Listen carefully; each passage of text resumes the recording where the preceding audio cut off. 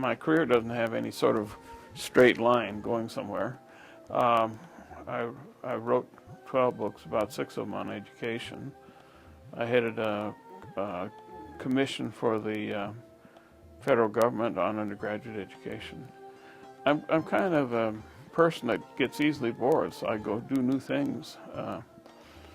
But my two main interests as a person that studied literature, and I assume that's what you're interested in or worked with literature, have been in Great Plains and Indian literature of the Great Plains, both Great Plains literature and Indian literature of the Great Plains, and in medieval and Renaissance literature, Chaucer and Shakespeare. What the arts do for me is to set before me the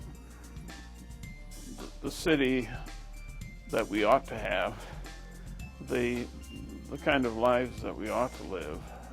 Art is always, I think, saying, this is the way that hope goes. This is the way that we need to construct the future. In my writing on Shakespeare and Chaucer, I both was very interested in what art had to say about the particulars of the region in which the artists worked and what it said about aspiration in those regions, and I've done the same thing with Great Plains art.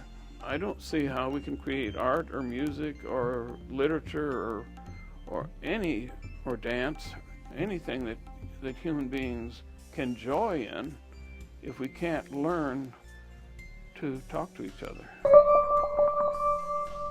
I suppose I thank my 2 wives because they've been very supportive of me, and when I'm working on stuff I'm sometimes not easy to live with. I owe a tremendous amount to the faculty in the English department. So people like Robert Knoll and Dudley Bailey and Linda Pratt and Joy Ritchie, I owe a lot to them.